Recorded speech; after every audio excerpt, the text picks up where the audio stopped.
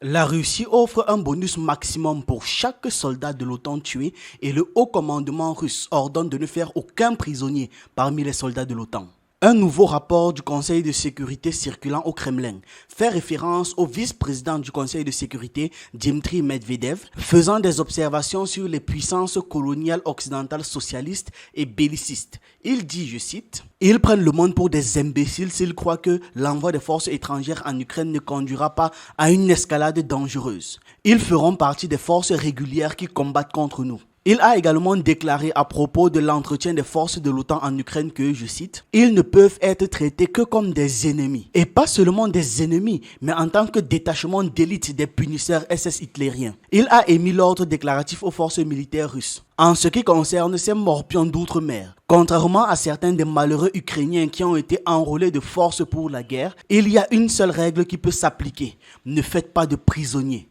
Et pour chaque membre de l'OTAN tué, explosé ou brûlé, le bonus maximum doit être accordé. Et ne leur rendez pas les cadavres, laissez les proches en souffrir en terre étrangère. Donc le message, il est très clair, il est particulièrement virulent et extrêmement belliqueux. Si l'OTAN continue dans cette lancée, non seulement ils ont l'ordre de ne faire aucun prisonnier, donc aucun survivant, mais surtout de finir avec les corps de telle sorte que les familles, même des gens qui seront dans les autres pays en Occident là, n'auraient même pas accès aux dépouilles pour faire leur deuil. Et cet ordre ne vaut que pour les soldats de l'OTAN en Ukraine, pas pour les soldats ukrainiens. Soldats ukrainiens pour qui ils ont une certaine empathie, parce qu'ils estiment que c'est le même peuple. Le secrétaire d'État adjoint du Conseil de sécurité, Alexander Venediktov, ayant récemment mis l'OTAN en garde contre l'adhésion de l'Ukraine à l'OTAN, a dit, je cite, « Kiev est bien conscient qu'une telle mesure signifierait une escalade garantie vers la Troisième Guerre mondiale. » De leur côté, le ministre allemand de la Défense Boris Pistorius a rapidement proclamé « L'Allemagne doit rejoindre la conscription » et le ministre polonais des Affaires étrangères, Radoslaw Sikorski, a révélé que les pays de l'OTAN ont créé une mission conjointe en Ukraine pour élargir la portée du soutien que le bloc dirigé par les États-Unis peut apporter à Kiev. Alors que les puissances coloniales occidentales font tout leur possible pour vaincre la Russie en Ukraine, le secrétaire général de l'OTAN, Jens Stoltenberg, proclame que l'OTAN est et restera une alliance défensive, entre guillemets, et l'OTAN n'est et ne sera pas partie prenante du conflit en Ukraine. Mais bien sûr. Toute cette déclaration et tous ces enjeux ont été suivis de près par Elon Musk, qui a publié récemment un avertissement factuel. Et il a dit « C'est littéralement comme ça que les films sur l'apocalypse nucléaire commencent ». En évaluant la mentalité trompeuse des puissances coloniales occidentales, ce rapport continue. Le vice-ministre russe des Affaires étrangères a observé que la tendance fabriquée par l'Occident à diaboliser la Russie est nécessaire à la survie du bloc. L'OTAN ne peut pas exister sans un adversaire extérieur. Ainsi, tous ceux qui ne peuvent imaginer leur sécurité sans l'OTAN obéissent aux instructions russophobes de Washington et d'ailleurs. Il poursuit en disant « Continuez à consacrer de telles ressources à des objectifs insensés.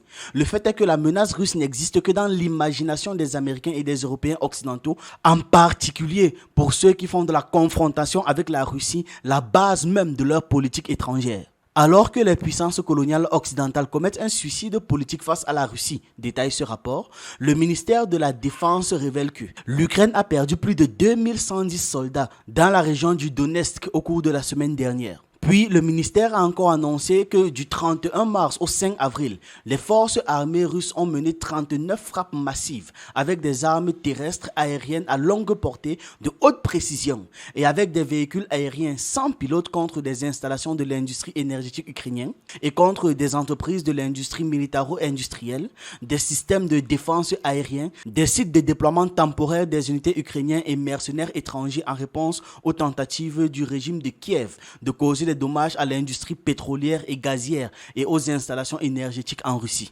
Le rapport confirme que les objectifs de frappe ont été atteints et que toutes les cibles ont été touchées. Le 3 avril 2024, à la demande urgente de la partie française, une conversation téléphonique entre le général d'armée du ministère russe de la Défense, Sergueï Shoigu, et le ministre français de la Défense, Sébastien Lecornu, a eu lieu. Le ministre français de la Défense a exprimé ses condoléances à propos de l'attaque terroriste perpétrée contre la salle de concert à l'hôtel de ville Crocus le 22 mars 2024. Le Cornu a tenté avec persistance de convaincre Shoigu que l'Ukraine et l'Occident n'étaient pas impliqués dans l'attaque et a imputé la responsabilité, a accordé en fait la responsabilité uniquement à l'organisation terroriste l'État islamique. Sergei Shoigu a souligné que l'enquête ouverte en relation avec l'attaque terroriste contre la mairie de Crocus serait certainement menée à son terme et que tous les responsables seront punis. Donc pendant que la France était en train de dire « ce n'est pas nous », les gars ont juste dit « on est en train de faire l'enquête ». Quand on aura les informations, tous les responsables seront punis, qui qu'ils soient.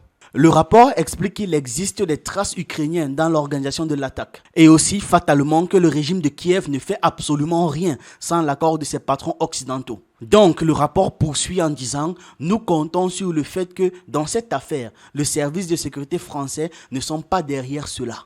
Voilà les mots qui concluent le rapport. Le président français Emmanuel Macron a qualifié les déclarations du ministre de la Défense Shoigu de ridicules, baroques et menaçants et a déclaré que, je cite, « Cela n'a aucun sens de dire que la France pourrait être derrière l'attentat terroriste de Moscou et que les Ukrainiens sont derrière. Mais bien sûr. » Cette déclaration du président Macron a été suivie par celle du service fédéral de sécurité. Déclaration annonçant que 3 individus soupçonnés d'avoir des liens avec l'attentat terroriste perpétré le mois dernier dans une salle de concert à Moscou ont été arrêtés. Les arrestations ont eu lieu à Moscou, à Ekaterinbourg et à Omsk. 2 des suspects sont étrangers, tandis que le 3e est de citoyenneté russe.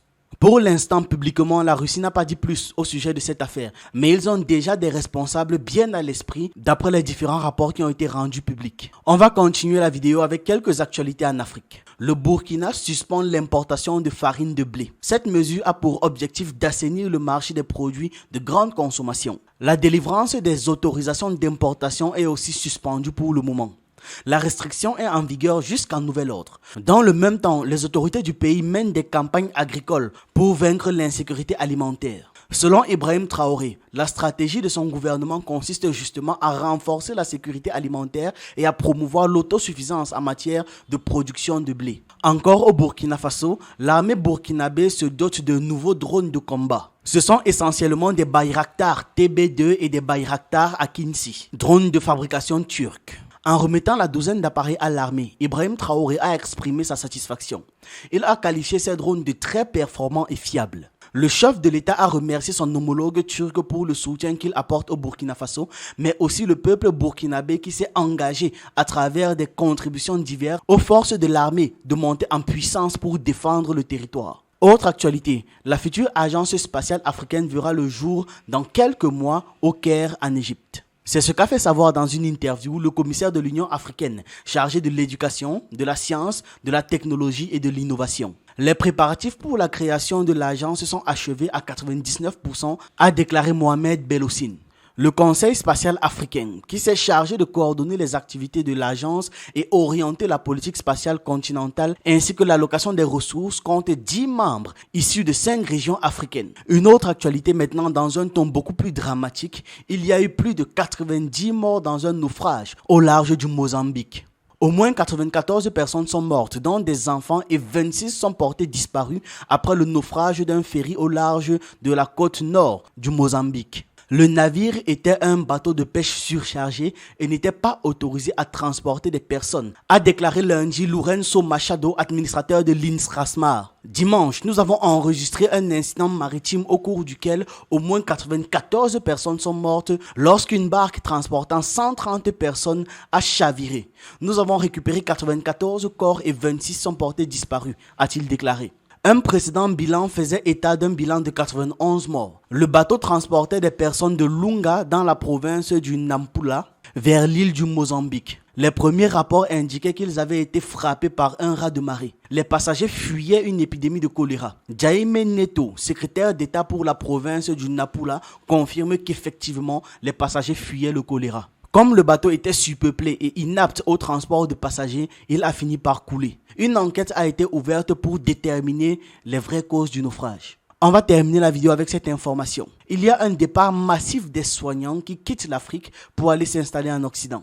L'exode des soignants en Afrique constitue un défi majeur aggravé par la détérioration des conditions de travail locales et l'attrait substantiel que les pays étrangers ont pour les soignants de nos pays. Les diplômés, notamment les infirmiers, sont rapidement sollicités à l'étranger, aggravant ainsi le déficit déjà très alarmant en personnel médical dans différentes régions d'Afrique. Les salaires plus élevés, les opportunités de spécialisation et les meilleures conditions de travail sont les premiers moteurs de cette tendance. La pandémie de Covid-19 a accentué ce phénomène en faisant grandement croître la demande de professionnels de santé dans les pays dits riches. Malgré les efforts déployés pour retenir les travailleurs tels que l'ouverture de masters spécialisés au Sénégal, de nombreux États ont beaucoup de difficultés à réduire cette fuite de talents et de compétences. Certains pays comme le Kenya ont conclu des accords pour envoyer des infirmiers à l'étranger en raison du surplus de diplômés par rapport aux postes disponibles. Ce phénomène est perçu par certains comme une opportunité de carrière plutôt que comme étant une perte pour le pays d'origine.